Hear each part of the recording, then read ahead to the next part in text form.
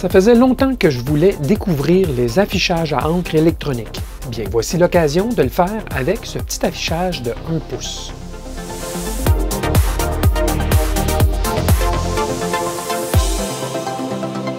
Bédouilleurs, bédouilleuses, salut! Les affichages à encre électronique ou papier électronique, en fait les affichages de type e-ink en anglais ou e-paper, ça existe depuis plus de 25 ans. On les voit beaucoup sur les tablettes liseuses et de plus en plus, par exemple, comme étiquette de prix dans les commerces. Pourquoi donc ce genre d'application? Bien, contrairement aux techniques d'affichage classiques qui nécessitent un rétroéclairage ou font l'émission de lumière, l'affichage à encre électronique est purement réflectif et utilise la lumière ambiante de la même manière que le papier classique. En plus, il peut afficher du texte et des images indéfiniment, sans consommer d'énergie. La plupart des affichages à encre électronique consomment de l'énergie uniquement lorsque le contenu affiché est modifié. Les pixels d'un tel système doivent donc posséder plusieurs états distincts stables, de manière à garder intact le contenu affiché en l'absence de source d'énergie. Il existe des affichages monochromes, noir et blanc, et il y en a aussi offrant une couleur additionnelle, couramment le rouge ou le jaune, parfait pour afficher des soldes dans des commerces par exemple. Et il y en a aussi en couleur, à plusieurs couleurs. Le composant primaire de l'encre électronique est une microcapsule, une microbille, qui contient des particules blanches chargées positivement et des particules noires chargées négativement. Lorsque l'on applique un champ électrique négatif sous l'affichage, les particules blanches se déplacent sur une extrémité de la capsule et les noires sur l'autre. En plaçant des millions de ces capsules sur une surface, donc ce qui constitue les pixels, et en les commandant par des champs électriques distincts, on peut générer une image de deux couleurs ou par adjonction d'une matrice de filtre, on obtient une version couleur de l'affichage. En jouant avec l'intensité des champs magnétiques, il est possible de produire des gris aussi à différents niveaux. Alors, en résumé, c'est un affichage à consommation électrique très frugal, sans rétroéclairage, à bon contraste, qui conserve l'information affichée indéfiniment, même lorsque privé d'alimentation. Ça semble très attrayant pour le bidouilleur, mais attention, comme on le verra dans les prochaines minutes, il y a des limitations qu'il faut prendre en considération avant de sélectionner un tel affichage pour un projet. Alors, je me suis procuré le plus petit des affichages à encre électronique que j'ai trouvé sur AliExpress. Il doit être petit car j'ai une application particulière en tête. J'ai donc choisi le module WaveShare noir et blanc de 1,02 pouces. C'est comme ça qu'on l'appelle. Comme vous le constatez, à près de 20 $ l'affichage, on n'est pas dans l'aubaine ici. Notez que WaveShare offre différents affichages de dimensions et caractéristiques diverses. On nous dit que la documentation et les exemples de code source sont disponibles sur le site web de WaveShare. En effet, et regardons justement la fiche technique pour comprendre les caractéristiques assez particulières de l'affichage. Lorsqu'on cherche sur le site web de la compagnie WaveShare et on regarde dans les affichages, on nous montre ici la section où il y a le 1.02 à 2.2 pouces. Mais malheureusement, la documentation ne se trouve pas là. Par contre, le lien fourni dans l'annonce d'AliExpress fonctionne bel et bien et ça nous amène ici où il y a toute la documentation nécessaire. On nous donne toutes sortes d'exemples, entre autres, fonctionner avec l'Arduino, avec le Raspberry Pi, avec le Jetson Nano, Sunrise X3, le STM32, etc. Ainsi qu'on nous donne de la documentation, comme les fiches techniques, il y a même un FAQ. Alors, regardons le manuel, donc si vous voulez la fiche technique là, du module. Alors, c'est 1.2 pouces, on a les dimensions ici totales de la plaquette. L'interface se fait par port SPI, ce qui est très bien. On lui applique 5 volts ou 3,3 volts. Dans le cas de l'Arduino, ce sera 5 volts. On peut lui fournir des signaux 5 volts, c'est compatible. On verra qu'il y a une puce de conversion de 5 à 3,3 volts pour les signaux. La résolution est de 128 par 80. Ça ne semble pas beaucoup, mais c'est un si petit affichage qu'au final, ça fait le travail. C'est un module noir et blanc, Et la première chose qui nous fait sursauter, c'est le temps de rafraîchissement. 2 secondes. Oh! Pas tout à fait ce à quoi je m'attendais initialement, je dois dire. La puissance consommée lorsqu'on est mise en mode veille, mais que la puce est toujours alimentée, c'est 17 microwatts, donc c'est très petit. Alors, on nous dit que le temps de rafraîchissement varie en fonction d'effets extérieurs, mais que c'est le temps moyen de 2 secondes. Et on verra un clignotement durant le rafraîchissement. C'est normal. C'est un affichage monochrome, donc lorsqu'on met un bit 1 dans la mémoire du pixel, bien, on obtient un blanc, et lorsqu'on met un 0, on obtient un noir. Il n'y a donc pas de niveau de gris possible avec cet affichage, c'est leur plus simple d'ailleurs. Là aussi où on sursaute, on nous donne ici des mises en garde, et elles sont importantes. Il y en a 2 qui sont importantes dans les 3. Ils ont pris soin de mettre ça en rouge. Pour les affichages qui supportent ce qu'ils appelle le rafraîchissement partiel, c'est-à-dire qu'on peut réécrire dans des bits sans tout effacer l'affichage. Je ne sais pas si celui-ci le fait ou pas, honnêtement. On ne peut pas faire un rafraîchissement partiel constamment.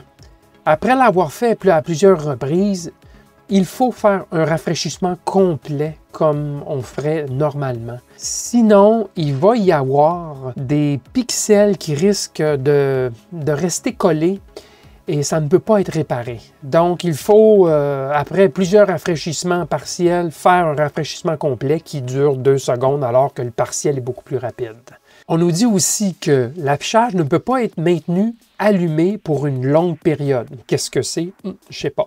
Quand l'affichage n'a pas à être rafraîchi, il faut le mettre en mode veille ou carrément couper l'alimentation. Sinon, l'écran va rester à une tension élevée constante pour une longue période, ce qui va l'endommager, et ça non plus, ça ne peut pas être réparé. C'est permanent. Et finalement, ce qui me jette un peu à terre, lorsqu'on utilise l'affichage de papier électronique, c'est recommandé de rafraîchir l'écran à toutes les 3 minutes et au moins une fois à tous les 24 heures. Si l'affichage n'est pas utilisé pour une longue période, on devrait rouler un programme pour effacer l'écran avant de le mettre en remisage. Ça vient de couper le souhait que j'avais, c'est-à-dire de pouvoir afficher une information et de mettre ça dans un tiroir pour, lorsque j'en ai besoin plus tard, bien, que l'information serait toujours affichée quelques mois, même une année plus tard. Malheureusement, nous déconseille. J'ai l'impression qu'il y a des pixels qui vont rester collés en permanence, encore une fois. Donc, ça vient mettre des gros bémols, surtout ce point 3 pour moi. Rafraîchissement partiel, ça peut aller. Celui-ci, le troisième, qu'il ne faut pas laisser quelque chose d'affiché des très longues périodes, là, ça vient d'enlever un petit peu le plaisir pour moi. Honnêtement, c'était le but premier, le but visé. Et l'autre chose qu'il faut prendre en considération aussi, c'est le temps de rafraîchissement de 2 secondes lorsqu'on écrit de quoi. On va le voir tantôt. Je vais le mettre en fonction, bien sûr. On va voir ce que ça donne. Alors, voici le WaveShare 1.02 pouces, puisque c'est son nom. Alors, c'est tout petit, hein? Vous voyez mon index, là. Ce n'est vraiment pas très gros, effectivement. C'est leur plus petit modèle, donc voilà. Ça vient avec un câble, avec à une extrémité, bon, c'est un connecteur à 8 signaux, et on nous donne à l'autre extrémité des prises femelles. Bon, alors, dépendamment de l'application, ça peut faire ou ça peut ne pas faire. Dans le cas d'un Arduino Uno, ben, ça ne fera pas. Il va falloir ajouter un câble mâle-mâle pour terminer ça en mâle. Alors, ça va. L'ensemble est expédié dans une belle petite boîte, il faut le dire. Et dans cette petite boîte, il y a de la mousse et une autre petite boîte. Et dans l'autre petite boîte, il y a une enveloppe antistatique, ce qui est très bien, mais dans l'enveloppe, avec l'affichage, il y a cette mousse qui n'est pas antistatique. Donc, oups! Mais quand même, on s'est donné la peine de bien protéger l'unité. Quand même, elle n'est pas donnée, là, cette unité, donc j'imagine que c'est une raison additionnelle pour bien la coussiner. Et voici de plus près à quoi elle ressemble. Alors, on a les signaux ici qui sont identifiés individuellement sur la surface supérieure, ce qui est bien, la face qu'on regarde. Il y a un petit film de protection sur l'affichage, je ne l'ai toujours pas retiré. Sur l'autre face, alors, on a le connecteur qui va à l'affichage, et ça, on ne touche pas, c'est quand même assez fragile. On le laisse connecter, et ça se termine là. Qu'est-ce qu'il y a sur l'unité? Je vais la tourner dans l'autre sens, puisque c'est écrit dans l'autre sens. Voilà. On a ici, un peu dans le centre, là, la puce de conversion 5 volts au niveau des signaux logiques à 3,3 volts. Parce que oui, l'affichage fonctionne à 3,3 volts. Et c'est donc pour cela qu'il y a aussi un régulateur de tension 3,3 volts, ici sur la plaquette, pour alimenter directement l'affichage et fournir le côté logique, 3,3 volts. Il y a toute une série de condensateurs, une banque de condensateurs, pour faire fonctionner l'affichage correctement. Et quoi d'autre? Il y a un transistor MOSFET juste ici, et un autre petit transistor bipolaire. Ça, c'est pour carrément éteindre l'alimentation sur l'affichage. Donc, il y a ce qu'il faut pour contrôler l'alimentation. On sait que l'affichage ne consomme pas beaucoup, mais en l'éteignant, ça consomme essentiellement 0. Alors, c'est essentiellement ce qu'il y a sur cette plaquette. Vous noterez qu'il n'y a pas de trou de montage. Ça, c'est un petit peu embêtant. Honnêtement, j'aurais apprécié qu'il y ait des trous, au moins 1 ou 2 trous, disons, mais il n'y en a pas. Donc, ça veut dire que si on veut le supporter à quelque part, il va falloir le coller ou se fabriquer une espèce d'adaptateur en impression 3D là, qui va contenir l'affichage. On nous dit que l'affichage est fragile aussi sur le dessus. J'imagine que ça doit être similaire à un affichage à cristaux liquides, point de vue fragilité. Là. Donc, on fait attention. Alors, c'est l'essentiel de la chose. Maintenant, on va l'activer, cet affichage. Pour faire fonctionner le module pour le premier essai, je vais utiliser le code source exemple fourni par Waveshare eux-mêmes dans le manuel du module 1.02 pouces. Il y a référence à l'utilisation sur plateforme Arduino de ce module. Alors, on nous donne ce qu'il faut, entre autres, pour la plateforme Arduino Uno. Il s'agit, bien sûr, de faire les branchements des différents signaux sur le module à ces broches-ci. Par la suite, on télécharge le code source démo, qui est un fichier zip. Il est disponible à ce lien-ci. On décompresse le contenu et on ouvre le fichier INO dans Arduino IDE. Le voici, cet exemple, le croquis principal dans Arduino IDE, la dernière version. Et ça vient avec une tonne de fichiers d'entête, de librairies, etc., de définition de police. Et donc, c'est complet, on n'a rien d'autre à installer, pas de bibliothèque à installer dans Arduino IDE, tout est inclus. Et l'exemple donne quand même une bonne quantité des commandes nécessaires pour faire des choses de base, tracer des lignes, écrire du texte, tracer un cercle, effacer l'écran, tomber en mode de veille. Donc, tout est pas mal là, même la façon de charger une image. Ceci dit, une image, c'est des données brutes en hexadécimal et il faut au préalable que cette information sur l'image ait été entrée soit directement dans le code source ou dans un fichier d'extension, comme c'est le cas ici. L'image a été définie. Ce sont des données brutes qu'on peut produire avec des logiciels de dessin comme GIMP, par exemple. Je crois bien, en tout cas, que c'est la façon de faire. Alors, je vais télécharger le croquis, une fois compilé avec tout le tralala nécessaire, et regardons le résultat. Alors, j'ai fait le branchement pour le premier test. J'ai suivi les instructions de la page web de Waveshare. Arduino Uno, j'ai effectivement branché là, les câbles sur les bonnes broches, ainsi que l'alimentation 5 volts. J'ai dû utiliser des extensions Dupont, comme je vous mentionnais, pour pouvoir se brancher sur les connecteurs qui sont femelles ici, et donc des bouts de câble mâle-mâle. Et j'ai téléchargé le croquis et je suis prêt à le mettre sous alimentation. Alors, lorsque j'allume l'Arduino, tout s'allume et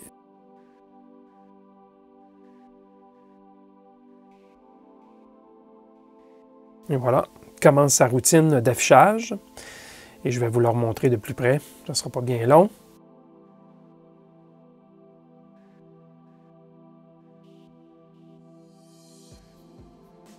Vous voyez que la bordure noire, la petite ligne noire, elle est permanente. Okay? Alors le croquis à la fin de l'affichage efface, bien sûr, pour préserver à long terme l'affichage qui, on se fait dire, il ne faut pas laisser trop longtemps un affichage statique. Alors j'éteins et je rallume. Et voilà. Et la beauté de la chose, c'est que, bien sûr,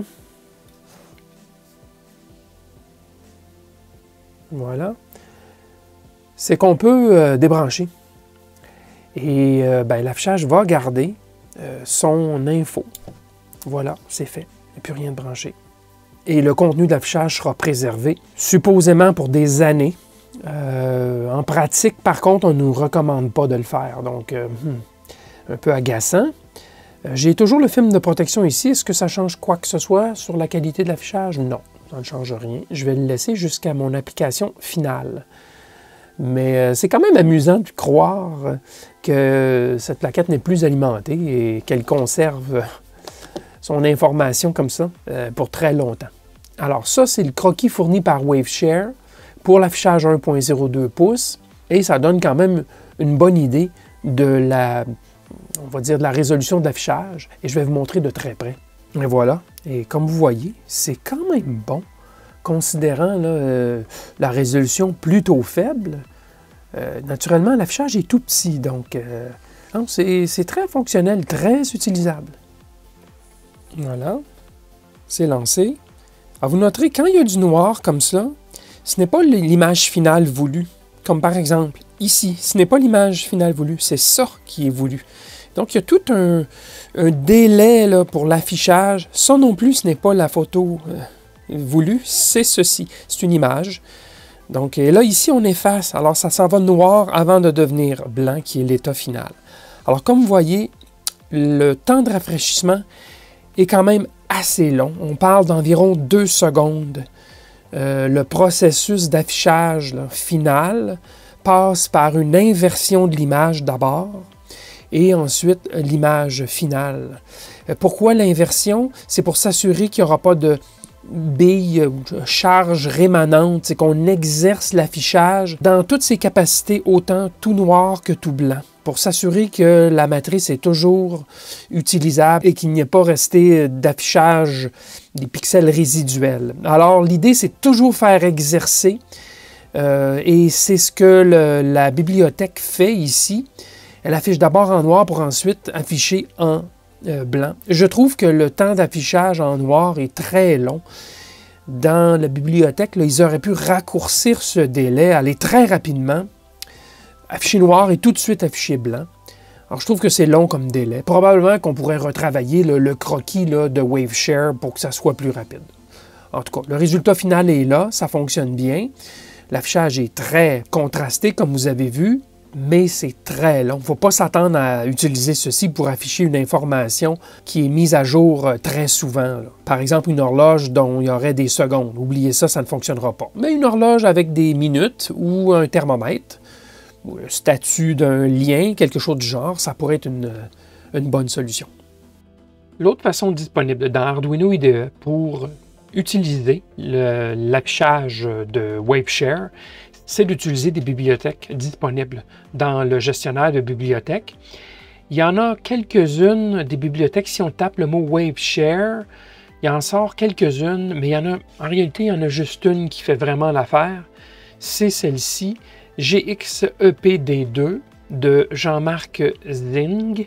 Et cette bibliothèque couvre une grosse quantité des affichages de Waveshare. Les autres, malheureusement, sont trop spécifiques à des affichages en particulier.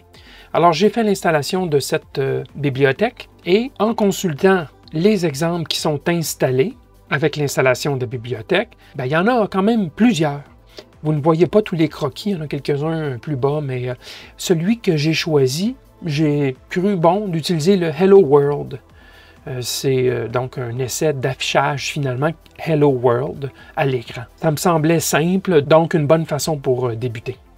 Et là, en analysant le croquis en question, Hello World, je me suis aperçu que c'est quand même assez bien documenté en en-tête, mais qu'il y a du travail à faire avant de pouvoir exécuter ce code, puisqu'il faut sélectionner le bon affichage, les bons fichiers d'en-tête et ainsi de suite, qui correspondent à l'affichage de 1.02 pouces. Alors, on nous dit quoi faire ici, mais essentiellement, il faut aller sélectionner, donc enlever les caractères de commentaires sur le bon affichage, c'est bien le 1.02, les autres étant des affichages plus grands, des affichages couleurs, etc. Et il faut aussi décommenter dans le fichier de sélection New Style le type d'affichage, c'est-à-dire noir et blanc, et aussi l'affichage lui-même de 1.02 pouces. Il faut enlever les caractères de commentaire. Et il faut aussi commenter celui qui était activé par défaut. Donc, on ne sélectionne qu'un seul affichage.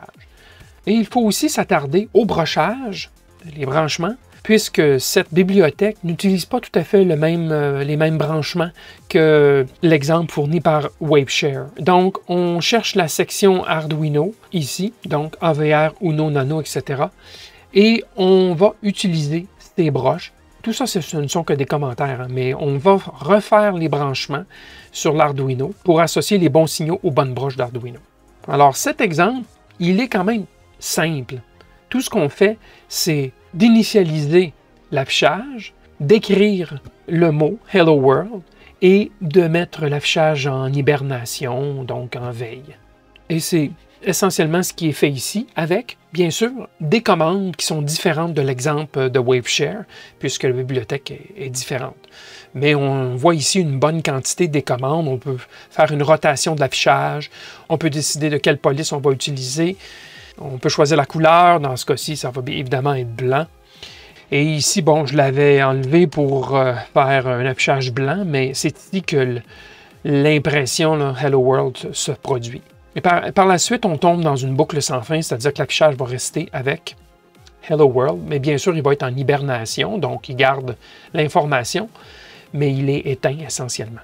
Alors aussi à mentionner, cette bibliothèque utilise la bibliothèque Adafruit GFX pour faire des graphiques, même pour le texte. Donc, les commandes d'Adafruit GFX sont utilisables directement dans ces routines. Ici, on ne nous le montre pas, on ne fait qu'afficher, bien sûr, du texte, mais bien sûr, si on regarde d'autres exemples, on ne devrait pas trop avoir de difficulté à comprendre comment faire de graphiques, par exemple. Et l'autre chose à mentionner, c'est que cette bibliothèque utilise le concept de page. Donc, pourquoi? C'est pour gérer de façon plus efficace la quantité limitée de mémoire RAM disponible. Quoi qu'il en soit, si vous voulez plus d'informations, plus de détails sur comment utiliser la bibliothèque, visitez ce site GitHub, le site du créateur. Et sur GitHub, il nous donne quand même plus d'informations sur le fonctionnement de la bibliothèque, ainsi que les affichages qui peuvent fonctionner avec cette bibliothèque. Alors, allons exécuter ceci. Alors, je lance le croquis Hello World. Voici le résultat. Ça clignote beaucoup, hein? Avant qu'on arrive au résultat final. Hello World. En noir sur un fond blanc. Donc, quand je vous dis que ce n'est pas possible de faire des affichages très rapides, là, il y a des secondes qui se déroulent entre le moment qu'on veut afficher quelque chose et le moment qu'on obtient le résultat final. Donc, ça vous donne une bonne idée. Encore une fois, la performance au niveau graphique, c'est très bien, vraiment. Là, compte tenu de la grosseur de l'affichage, je n'ai rien à dire à ce sujet. Très fonctionnel de ce côté. Et on a vu dans le premier croquis, celui fourni par Waveshare, qu'il n'y a pas même moyen d'afficher des graphiques, donc des images. Donc ça, c'est très bien. Mais, ouais, c'est lent, très lent. Bon. Qu'est-ce que j'en pense de cet affichage? Bien, pour certaines applications de microcontrôleurs ne nécessitant pas de mise à jour fréquente de l'info sur l'affichage et étant mise en veille la plupart du temps, ce genre d'affichage pourrait être très intéressant. Ça peut être une solution très frugale aussi à considérer. Il faut cependant prendre en compte le prix assez élevé en comparaison aux autres types d'affichage couramment disponibles, comme par exemple le LCD. Malheureusement pour moi, le taux de rafraîchissement très lent et la nécessité d'effectuer un rafraîchissement de l'écran au moins à toutes les 24 heures bousait mes plans que j'avais de remplacer l'affichage sur cet atténuateur RF ASSO. L'affichage, je l'ai endommagé par un choc quelconque. Je ne m'en suis même pas rendu compte. Alors, cet atténuateur à contrôle électronique, je l'ai couvert dans une série de vidéos. La liste de lecture de la série est disponible dans la description ci-dessous. Alors, l'idée aurait été d'afficher, même quand l'atténuateur n'est pas alimenté, à quelle atténuation il est réglé. puisqu'il conserve son niveau d'atténuation même lorsque débranché. Mais sachant les contraintes de rafraîchissement que j'ai énumérées précédemment, il faudrait que je convertisse le projet pour utiliser un microcontrôleur qui soutient un mode de veille à très bas consommation de courant. En plus d'y ajouter une pile, le microcontrôleur s'activerait aux 24 heures, juste le temps de faire rafraîchir l'affichage et retomberait aussitôt en dormance. C'est plutôt encombrant finalement, juste pour l'affichage permanent. Et c'est sans compter le travail de migration du code source à faire, entre autres celui de l'affichage, migration sur une autre plateforme microcontrôleur. Je verrai bien si je fais suite. Si je poursuis dans cette veine, je en ferai sûrement une vidéo et vous en entendrez parler. Alors, qu'en pensez-vous de ce type d'affichage? Un affichage à encre électronique? En avez-vous déjà utilisé un sur un projet quelconque? Si oui, dans quelle application? Dites-le nous dans les commentaires sous la vidéo. Et vous avez apprécié cette vidéo? Merci de cliquer sur le pouce. Voilà pour l'instant. Merci et à la prochaine!